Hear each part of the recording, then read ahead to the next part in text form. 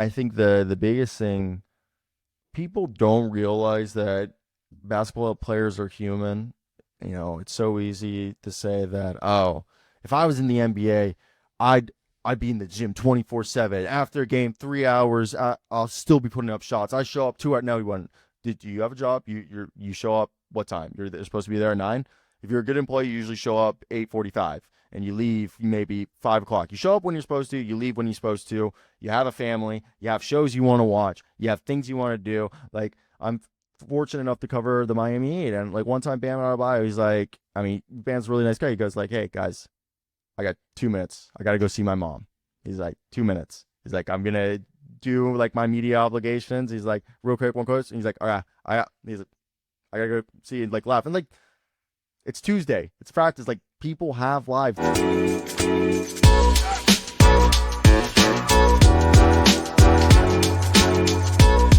So I've also had like the fortune when I went to school in Kansas, my final year there. I think Kansas City hosted the NFL draft. I didn't go, but I was able like to have like friends and stuff, and then see it like from a distance of how they were able to do it. As you said it, there's the other leagues. I think the NFL has done a really good job of like expanding it in the sense of, and as a whole, the NFL, for a sport that is organized chaos, they do a really good job of explaining a sport that is as complex as that. And I think with basketball, this being my second year going there, and it's at Barclays, and this year, it's the second year of the 2 day draft, which, if I have to guess, is not going to return, because I think the 2 day draft, this is, no one's confirmed this, but I think it's kind of mutual. I don't even know if it's true. They say it's because they wanted to give respect to the Jokic type players, but they still have commercials going on during players being drafted. So it's almost hypocritical on that. And I really think, again, I don't want to be the one like to say this like without being saying rude, but like, it was for Bronny, and they didn't want to just take it away after 1 year. So they're gonna be like, oh, we tried it for 2 years, wasn't fiscally like feasible, and then we're just gonna go back to like the normal way. Because everyone's there. It's like there's no point in having this done for 2 days. You have two options. You can, if you're with one of the big networks or with the big papers, you get like the media seating, which is like 115. But if you're not with one of the big papers or with a local paper for a big athlete, like the main paper got like a good seat and stuff like that, you have to sit in like the unmarked area near the fans, which it isn't bad, but there you really don't gain any advantage because everything goes on in the gallows of the Barclays Center. You have to go into the basement of the Barclays Center. You literally walk through like a labyrinth of like hallways and everything, parts that aren't even lit, to this part where they have a stage that you see like where the guys get like on NBA TV like live stream. That's where they come to the stage. That's you. They have a guy that you basically raise hands, they point at you, you pass the mic. Depending how interested people are, they could be a 2 minute interview. It could be a 10 to 15 minute interview. Then they pull the kid and they take him to like in front of like where all the media desks are, to these like cubbies that have like the backdrop. And that's where you see the official like team interviews and like the NBA where they put them in this thing. And only people who can interview those are, I believe, 101 team NBA TV, and I think if you have a good enough relationship outside of like the ESPN exclusive, I think maybe, like if it's a Portland pick, probably like for Hansen Yang, they gave it. I don't know if Sean Hyken was there or not, but they, if for example him wanted to, they probably let him pull him aside 1-on-1 because he's like their main guy. But ambiance wise, like I think it's weird because you're like in the basement, like the place to be is the basement, like that's where they're bringing you the guys. So it's weird. You're just sitting in the basement of the Barclays Center and everything's happening above, and you don't want to leave because like they're all coming to you. So it's like a very weird thing. And also, I work with Michael Scotto, so Michael Scotto was like fronting the picks and stuff this year, and I was because I was like there. So when he was writing this up, I kind of already knew. So it was kind of weird, like knowing a couple minutes before even like he put the tweet out. So we were just there, and I like had to like stagger. Like when Hansen Yang came, he went, "Ooh," and I was like, what? And I was just there. And I was like, I literally told like whisper under voice, "You're lying to me. You're lying." And he's like, and it's just that kind of thing is like, it's weird because it's also like a really hushed up whisper. But yeah, it's weird because you think it would be like more open and all that stuff, but you're almost just like in a basement, you're just like working there, and it's all flying by, and you're just waiting for the next pick, and then you're trying to remember who went, and they have like a TV and everything, but like you're saying, they're not really talking about it. Like the NBA broadcast, if you want to go to like see, I think Wasserman does a great job, but I think that's what TNT or NBA TV, and like over here they have the ESPN broadcast, and it's more of like a car salesman show in terms of we give you a couple prospects, we tell you the height, like, oh, this is their miles per gallon, this is what they can do, and then we cut to the advertisements, and we just like file in on like a banner of like what's going on, and it's it's weird. And the other thing is like talking to agents. The second round, like I was talking to the agent for Kobe Sanders, and they told me after pick 43, they really pushed where they wanted to go. And everyone's seen the Tim Conley tweet where Tim Conley's like, it's crazy how much the second round is agent driven, and that's for a fact. You basically push where like it doesn't matter where your guy gets selected at that point, because unlike the first round, the contracts aren't scaled. You can negotiate a legit 4-year deal. You can negotiate a 1-year deal. So you can just tell a team like, nah, and push for said teams because you have a better relationship, or they'll develop your player, give them more of an opportunity than another player, or that they need a big man. So yeah, that's the biggest thing I think is second round. You think, oh, when you're like doing a mock, oh, this would be perfect, but it doesn't matter. It's what at that point what that agent thinks is going to be the best fit. It might be obvious, and we all know, and that's what happened. Other ones, it's not. Like, and that's I think the biggest thing that is became really telling this year. So that's my spiel. So with the HoopsHype aggregate mock, I do like doing that for one reason is I get to see like everybody's kind of like consensus pick, and kind of gets you a rough idea or of what like the barometer for each player is. And I talked to a scout at the combine. He brought up basically kind of like a Luka Garza thinking of Hansen Yang. I thought Dwayne Dedman.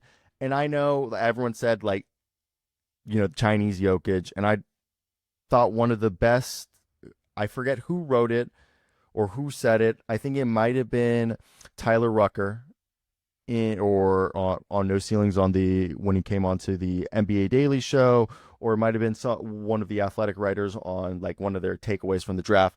But the best way to put it is when these foreign prospects, and as someone who I'm first person born in America, my whole family's foreign, so I grew up watching international basketball because outside the San Antonio Spurs, my family's from Argentina and Italy and like Europe.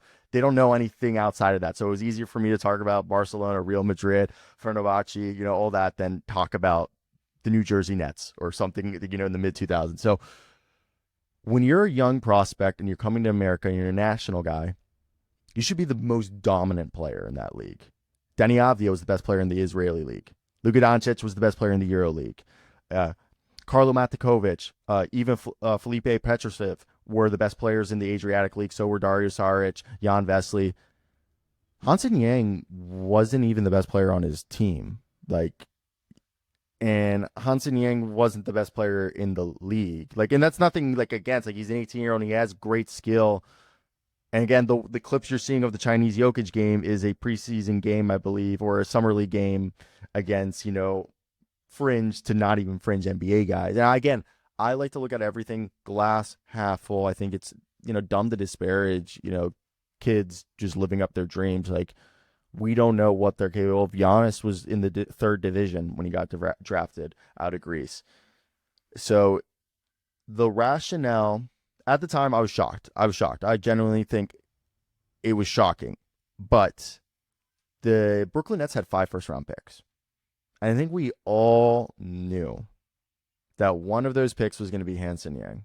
If they were going to reach for a guy, it was going to be Hansen Yang with one of those picks. And I don't think Portland was going to be able to pry one of those picks from them for a cheap price that they should have cost. So if you look at what they're trying to build, which it seems like they really didn't want to tear the floor out from the bottom and go full studs on this thing, and they kind of accepted, okay, we lucked out, got Shaedon Sharpe when he fell to us. Now we got Scoot. Scoot seems to be working. Chauncey Billups is actually a good coach. Donovan Clingan, he seems to have conditioning problems, but he seems to be a pretty decent center who, like, if he can work out with the conditioning and everything, you got a decently high floor. Now you got Niang, and then you have yourself Tamani Kamara, you have Denny Avdia, DeAndre Ayton and Robert Williams are unexpiring. I think after reading and hearing what other people have said, I can kind of work where like you're like, okay, we couldn't get him any later. It wasn't going to be feasible. So if you really like the guy and if it's you're believing this culture and this kind of like gritty, big basketball team that plays at their own style is what you're going for, and you are going to eventually move off of Aiden and Robert Williams, you can sell me on you had to do this to get someone. It's not because he's the Chinese Jokic, but you're trying to think, okay, we're going to move off it, Aiden and Robert Williams, so we kind of want to have this center by committee where Yang's the floor spacing 3-and-D type big man with a little bit of passing, while Donovan Clingan's the old school rebounding, big, massive mammoth of a human who, comes in when you need more of a defensive, we're putting a bunch of threes, putbacks or kick the ball back out for more 3-point shots. So that's kind of, I've talked myself into it that like, if it was a lottery pick, it would be even worse. But I think where you got it, I think if you don't put unrealistic expectations, it's a decent pick. Like, or it could become a decent pick. Derek Queen, and I think that's more of a value pick. It's it's really the unprotected pick. And I've likened this, and I know it's not an exact replica, but it's almost like the Kyrie, Mo Williams for Baron Davis kind of situation where you ended up throwing in that pick where the Clippers obviously at the time didn't think they were going to be that bad, but the Pelicans in this sense, that you're either going to be a fringe playoff team, maybe a really good play-in team, or you're going to be a straight-up lottery team. So you might have well just traded, even if it all works out, and you make it could end up being like the 16th pick, or it could be like a lottery pick that's pick 14 and 13. We saw the Hawks when they had the pick 14 or 13 last time, they got the number 1 pick. So I think that's the one that shocked me from like a value standpoint. And I can't not believe that you couldn't have just traded, because if you look at how the draft was falling, I don't think that following teams at 13, 14 were like, the Thunder weren't going to take Derek Queen. Derek Queen doesn't fit them. Thomas Sorber was always kind of like the fit, or a Johan Berger was like what I thought they were going to go for as an eventual Harnstein. We didn't think the Trailblazers were going to be there, but even then, like, that pick didn't seem like it was going to be. So you get to the Timberwolves, and you're like, the Timberwolves, again, Derek Queen didn't fit. So I'm like, you could probably traded with the Timberwolves and gotten, or maybe the Jazz. So my whole thing is that was pick-wise, like just from a value standpoint, did not make sense. And then outside of that, I think the biggest shocker was, okay, I like Colin Murray Boyles, but I don't think he fits Toronto. Like, I was already sold on Essengay or Khaman Maluach just because they fit that athletic, push the pace, transition. You thought, okay, Essengay, they have enough guys in front of him where you're like, oh, they're going to do the same thing they did with Pascal. Slow play it. We'll just slow play it. We'll slowly feed him more and more. There's a bunch of guys who are actually starters in front of him that we could line it up that when maybe he breaks out at the end of his first contract, so then we could maybe not have to overpay him, and it all works out that, you kind of stagger it. Or you got Maluach where you extend Pirtle or you trade Pirtle eventually, and you had Maluach be the replacement. But then they take Colin Murray Boyles where you get a guy who doesn't really shoot. Like, it's not like, I believe shooting's the easiest thing to teach. It's muscle memory. But it's just like, now you have RJ Barrett, Colin Murray Boyles, you have Emmanuel Quickly, Brandon Ingram, Scotty Barnes. I'm just like, that's a lot of like 6'7", 6'8", 6'9", but like, but not true off-ball guys there. Like, I know you still have Gray Dick and Ochai Agbaji, but like, it's a lot of guys who stop the ball in reality. And that's my whole. And Colin Murray Boyles doesn't have the swing that like Essengay or a Maluach had. Not saying that Murray Boyles is going to be bad. Like, I think he can be an all defense type guy. But if you were taking a swing, you wanted to take a swing on a guy who's going to be like all NBA, right? So those are like the two biggest ones for me from like just you're going off of like value standpoint. So I think it surprised me a little bit because I thought he wouldn't go past Brooklyn or Toronto just because it just seemed like perfect fits. Nick Claxton timeline now doesn't fit Brooklyn, so you would think, oh, they take Maluach or maybe a Queen that to then enable them to trade Claxton with having a succession plan. Same thing with what we talked about Pirtle. But the further we got into this draft cycle, nothing against any of these bigs, but the reason why Johan Berger flew up these draft boards is because none of them are like have a killer talent or special like is a specialist in the sense that like Khaman Maluach might never gain more weight. He has high hips. He doesn't have huge shoulders. He's 250 already, believe it or not. I don't think he's putting on much more weight. So then you start to think, okay, and that's when I talk to guys where like they're like he might just be like a lankier DeAndre Jordan with like Rudy Gobert hands. And like that's still a great basketball player, fringe all-star level center, but like that's maybe, closer number 10 center in the league at best than top 5. And then you look at the thing is like Johan Berger, same skill set, rim running, shot blocking guy, actually has a better frame now that you think about it. 7'5" wingspan, 6'11", a body built to put weight on, and with broad shoulders. And then Derek Queen, he might be the most talented offensively. Very similar game to like a modernized Al Jefferson. Great footwork, can space the floor. And I know the jump shot's still working through, but it has the potential to space floor and it has passing ability. But he's kind of undersized.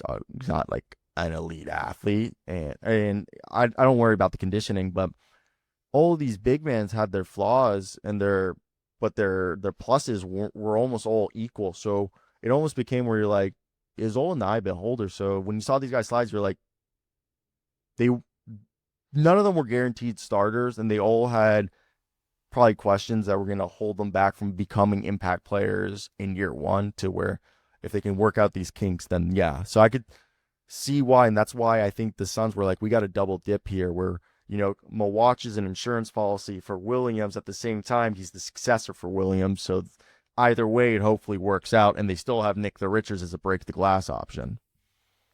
Yeah, and speaking of the bigs, that was certainly a narrative of the first round. I mean, the just sheer volume of centers that were drafted.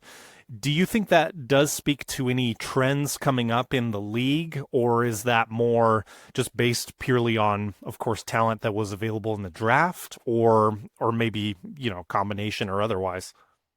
I think it's definitely a combination. I mean, look, we were almost 10 years ago thinking that the center position was going to become the running back position of the NBA. Yeah. We saw the Warriors just go center by committee, and they're like, why are we going to pay for a center? We just saw everybody waste their money on Bismack Biyombo and Timothy Mozgov and all these guys. And we just saw the Warriors pay minimum contracts to one old guy and then rotate every year a couple rookies that they got either undrafted or second round picks, and each one had a different kind of skill set that worked for whatever, matchup they needed. I don't think that's going to ever come back, because what we learned was, okay, you have your unicorns.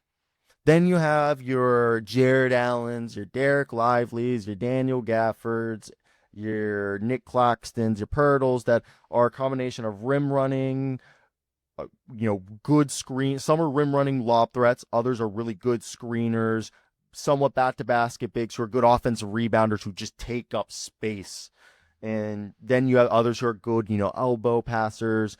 Some can facilitate. Some are, multi-positional centers. So you kind of start to realize, okay, there's, the best centers that you build around that are like your max guys are obviously MVP candidates, and those are extremely rare, and they're, they're evident when they're there. But the rest of the guys, you realize centers should be paid somewhat between 10 to maybe 25 on the high end for a center who's number 10 to probably number 25 in the league.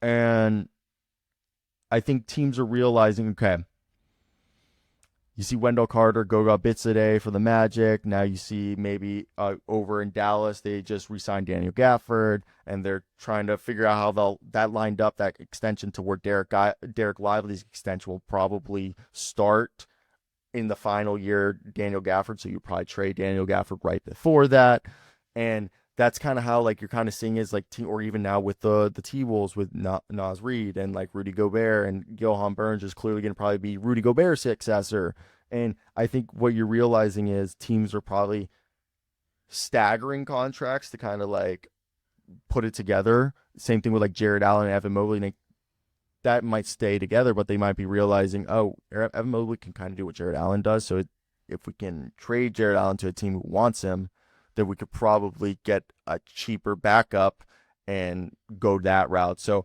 I think the whole thing with the contracts with center is that the tiers of centers have become more evident. And yeah, I think that's the biggest thing. Because the other thing is like my argument there is like, if you're 7 foot and you can move, you have a shot in this league. Because I do G League scouting, and dude, we're looking at 6'10" college fours or overseas fours just to play fives, and guys who are 6'10" to 7 foot will make more money playing like Turkey than like in the G League. So that's the other thing is like it's always going to be a commodity. So I think like you said, it's more of a combination of like the players available. Like Ryan Kalkbrenner isn't that far behind a Johan Berger in terms of what he can bring day one. So if you're a team that needed a guy to come in day one, you were kind of thinking, okay, Kalkbrenner actually might appeal to me more in that sense. I think the outside noise is or result the media isn't helping in terms of like Windy and all the bigger ones were just blowing smoke. But I also think I'm not gonna like say it's like his agent's fault because I just feel like it doesn't. The thing is he signed with a smaller agency, and it's very rare where a small agency gets a top guy. So from talking with people, it doesn't set up a good rep for other small agencies in the future to land top guys because like how this has all been handled, and that whole stuff is just more so people not understanding how the industry works and like the whole leverage that he doesn't have leverage right now. His threat is I go play my whole career overseas or I just don't play professional basketball and I re-enter next year's draft, and this year's draft didn't go that well and it's a weak draft, so it's not going to go that well if it's the next draft. So there is no leverage, and he's already been saying he's going to Utah, so move that aside. 5th pick, you get potentially who could be the 3rd best player in this draft. That's pretty good value. What is Ace Bailey? Now, that's the bigger question. I think that's why, like, going to Utah, Will Hardy's a good coach. I think that's going to be a guy who's going to sit him on the bench if he doesn't follow. The other thing is I've talked to people with Ace Bailey. Ace Bailey is a good kid. This is how I heard a scout tell me when talking to someone about Ace Bailey and Dylan Harper. Dylan Harper went to Catholic school. Dylan Harper's the type of guy, give him homework, he's done the homework, he's read the next chapter. All right. And that's just because like the upbringing he went, just a real, privileged background. Had very structured. Ace Bailey, public school, Georgia. And it's not that like anything, you just come from, a harder background, and he might not show up with his homework done, but when he shows up, he works. And he works hard, all right? But, he's not as structured. He needs a bit more structure. And he needs a bit more support, if that makes sense. And it's just because he came from, a different upbringing. And I think with Ace is that, like, if you watch him, like, he's improved with more reps. And he's not going to have that disgusting shot diet that he had at Rutgers. And I think in the NBA, you're 6'8", if he can maybe follow, I think Brandon Miller is probably the more realistic comp than all the other comps people have thrown out there, being closer to that.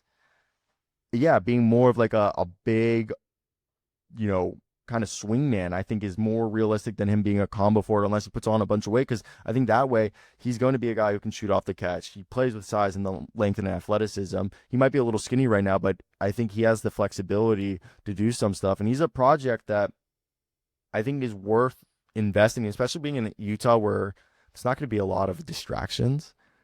I think it's worth the swing, especially if this guy does have that potential of being the 3rd best player in this class. You got him at 5.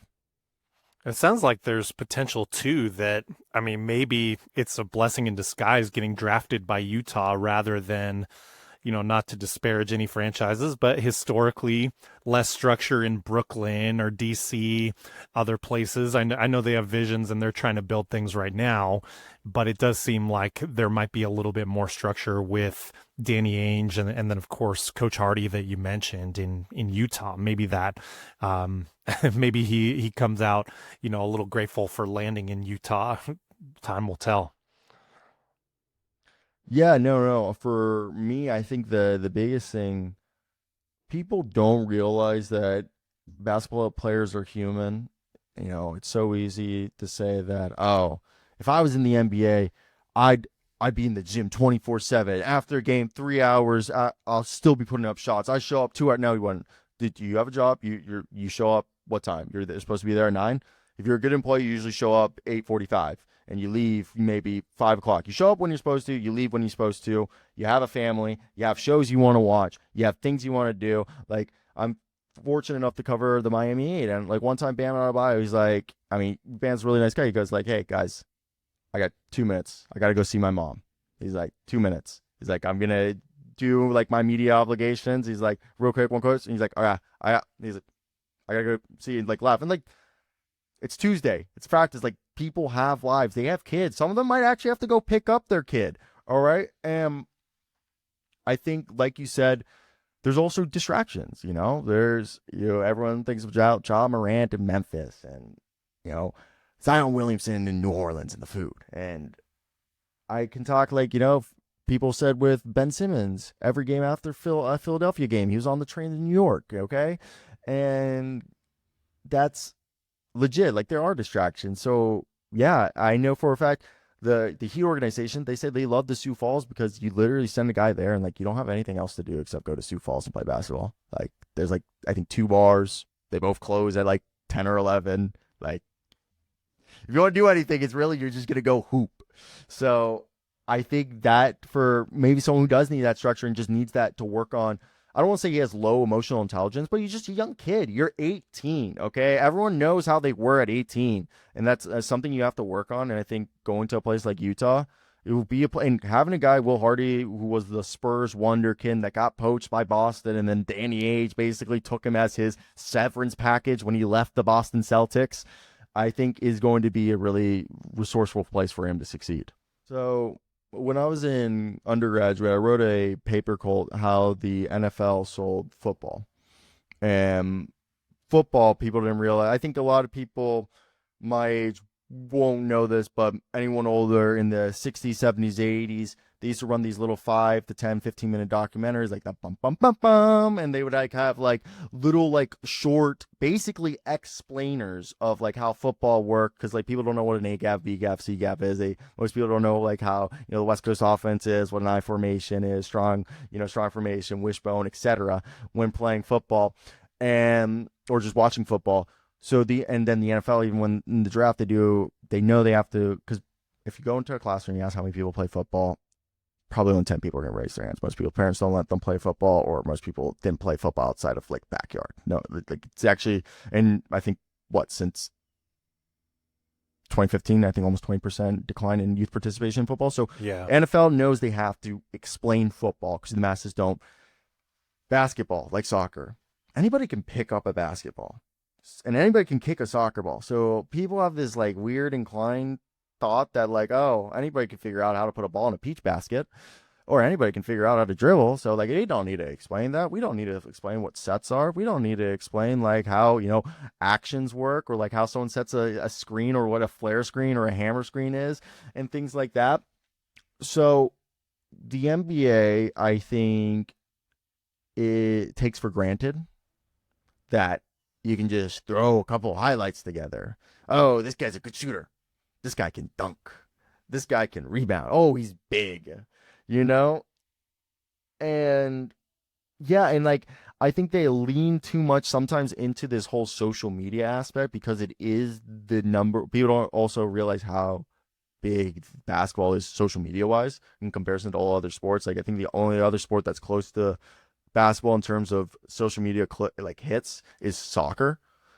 And I think that's the problem, is that like they just take for granted that they're like, oh, you're like, you see the name, you're probably already just gonna go on your phone, and like we need to focus more on like what you're gonna look digitally. Like everything the NBA does is digitally. They act like a tech company more than an NBA company or like a sports league. My apology.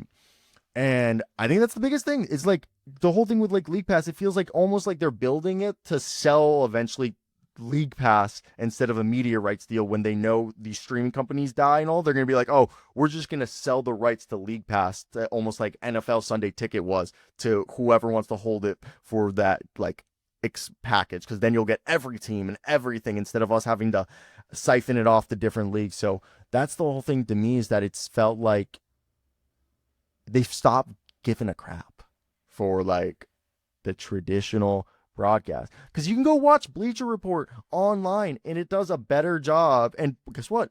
TNT, Warner Bros, they're technically embedded partners with them. So why aren't we just doing what TNT's doing instead of just having ESPN sell the advertising for you? And that's kind of, as someone who used to work on as an on-air reporter for local news, you realize your job starts to become not actually doing the news, but figuring out how to like basically sell promos while doing the news. So, okay, we'll start from when you should, like from like a bad standpoint, and then we'll work up. I will say Usman Garuba is a great example of kind of how you should. Usman Garuba and Johnny Davis. We'll do a college guy and we'll do a pro guy, and maybe even throw Leandro Ballamaro in there.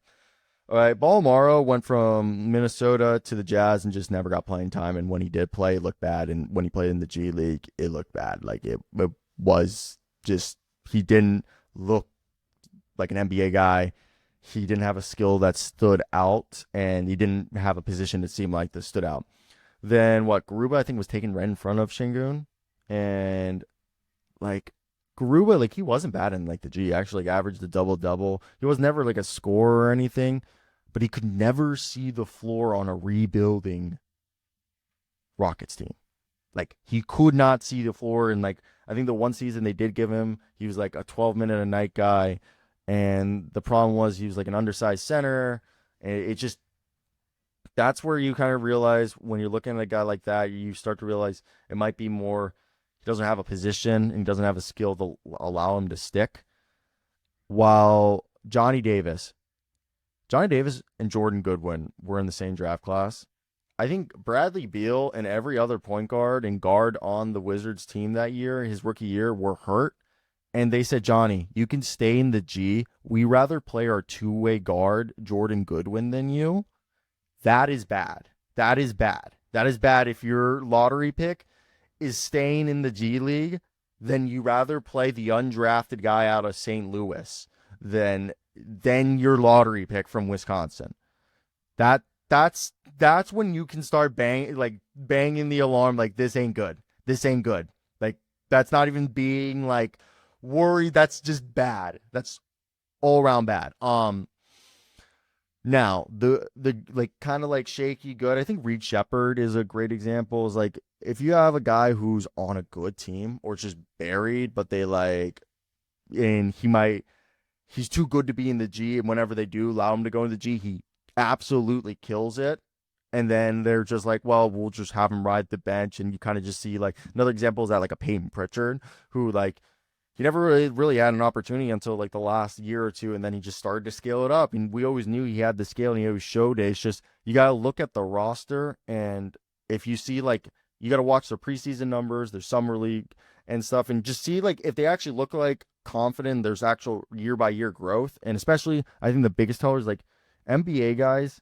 Unless like they're big man's numbers don't always dominate in the G League. Usually, just, if they're dominating rebounding wise and blocks wise, that's good, and like field goal percentage, but all the other like skill positions, I think the biggest teller is like if they rarely play in the G, but do play in the G, like for example, like a Tyrese Martin. Whenever Tyrese Martin goes to the G League, he's killing it. Okay, so that's why he's been a fringe and finally he's been stuck to an NBA roster. But like, or even a Mac McClung, like they're too good for like the G, and it sticks out.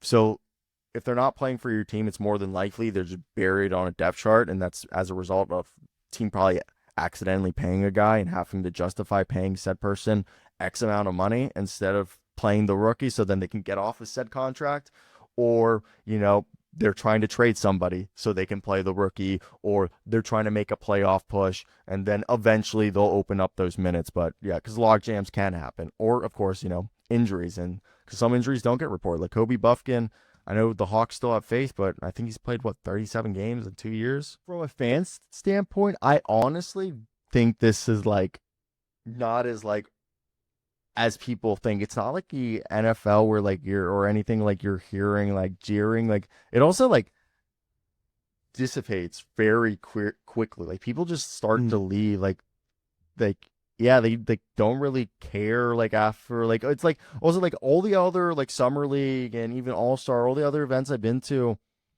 people get there early, and like here it's like it. You can like you don't really feel packed in the hallways. It's like it's I don't think the draft energy isn't like high. Like I think the Wembenyama year, which I did not go, but like I bet you that was more packed. And I think when there's like big names, like if the LaMelo Ball draft hadn't been during COVID, I bet you fanboys would have been there. I think the big thing with is like Cooper's actually like super low key kind of guy. So it's like True. Dylan, like a lot of the top prospects this year are somewhat like low key characters, especially on social media, that they don't like have like insane like I guess you would say cult like followings than that other prospects have had. So I think that's another thing that like plays a big part of it. Because like I just saw what was a video of Lampy being drafted in the second round like 15-20 years ago by the Knicks, and they had like what looked like more people in the second round in like 2005 than like what I saw in the first round this year. So that's the other thing is like I don't think like a lot of people like go to the NBA because you also have to pay for it. Like you have to pay to get in there. The NFL, like you can show up and just stand there and like be there. If you want to pay for like the cool, nice ass like luxury stuff, then you can. But the whole other thing, the NFL, I think they've really realized they're like, oh, we're just gonna set up an outdoor venue and just have people walk up to the railings and like cheer and all that, and like that way it's a party almost. While the NBA, it's kind of like they make it almost like an exclusive party that you have the luxury to pay to attend. Now, I wonder if that's something too that the NBA should think about. I mean, and maybe they don't want that atmosphere. I think about like the Porzingis pick, which makes sense because I believe that was still at the Barclays. And so it's a high Knicks pick. Travel is right there, for those fans. So you have a situation where, yeah, even though they were jeering Porzingis, you had like a fan impact that you were feeling at that. That does play, if you're looking at like the broadcast side of things, but maybe the NBA at this point also doesn't want some of that stuff the way the NFL maybe does. And obviously, I'm just speculating. I think that does play a big factor. Is like people don't realize is like the NBA, from discussions I had, especially with people who've worked covering the Lakers for a while. One of my good buddies is Eric Pincus, and Pincus tells me that you have to understand. He always tells me this is like there was like legit like fangirls, like almost like the like women who would hang out by like the locker room and stuff. That like the Lakers have done a very hard job of like stopping that, and like and other things where like people would just hang around like players and just like this whole like almost groupie culture that they've like really tried to just like it's then there's like security and like making sure like they're like separated, and like unlike the NFL where people realize like you could be in the room with like a Pro Bowl linebacker and you have no idea who it is because you don't see his face under the helmet. You see every NBA player's face. You see every NBA player's last name. You know what he looks like. I mean, unless he's Joe Harris. Like I had Joe Harris tell me he took the subway every day to practice. He just wore a ball cap. Nobody knew who he was. He's just another 6'4" white guy. Like, I mean, as someone who went to University of Kansas and has spoken to Darren Peterson might be just legit. His parents have him like just real good head on his shoulder, just straight up somebody who is just business, straight business, and nothing against AJ, Diabonsa, who's also a great prospect, just and who has a great support system. Jared Peterson's the type of person that I think he takes the skin off chicken. Okay, and he's just so like cerebral and like stoic. And I like met the kid when he was like 16 or 17. I was like, bro, I wasn't even like that at 16 or 17, and I couldn't even imagine now that like 18, 19, and being the head like guy of a class, just not having that go to your head is I think is really impressive. I think a guy that I mean a lot of people are really into Kareem Lopez, who is basically the poster child for the future of Mexico basketball. I think I really like Dash Daniels, Dyson's younger brother. I spoke to Dame Sarr, who he broke headlines when he like left Barcelona. He's got some interesting, like there's a lot of like interesting size. One guy that this draft class he pulled out, his name was Sergio De La Rea. He's a 6'6" guard playing for Valencia. He was a second rounder, but like in the recent projections, he's being projected now already fringe lottery. And I think the thing with him is 3-point shooter already, 6'6", can live dribble, kind of has that Spanish flair we've seen before from guys, obviously like Ricky Rubio, or even what's his, I'm literally blanking on his name, the guy who went undrafted last year. Oh my God, blank, he played in Germany, but Raul something. Now, just they all have this like nice flair, so I think he's one of those guys overseas who's probably going to be like the top guard prospect in terms of, I think this year, obviously, I think Nolan Traore was technically the top overseas point guard. I think Sergio De La Rea, being 6'6" and somewhat athletic, is going to intrigue people. And then outside of that, obviously, I think, man, just looking at the big board that I had going yesterday, I was a really big fan of at Eurocamp. Not my apology, not Eurocamp, at Hoop Summit, and this was the guy going to Duke, Nick Kamenia. I'm butchering. It's Khamenia. He was wearing 35 for Team USA. Dude, this kid is a small forward, power forward. I believe 6'9", 6'10".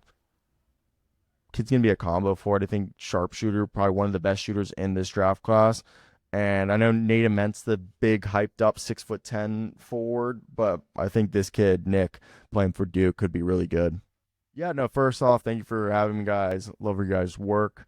And yeah, basically, my name, Cyro Asseo, Cyroasseo, is all my platforms from Twitter, Instagram, do a lot of YouTube stuff. And then as well, I write for HoopsHype.com, doing from NBA coverage to I do cover the Miami Heat for them. And coming up, I'll be at Summer League, so I'll probably start. I don't really like to do too much mock draft stuff. Like I'll put one or two starting right now in the summer, but I think it's kind of like there's not much going on for me to tell you, so I don't want to just be putting out content for the sake. But for stuff Summer League, and then starting to do team previews between Hoops Hype and YouTube, so that type of content. Thank you guys, I appreciate you.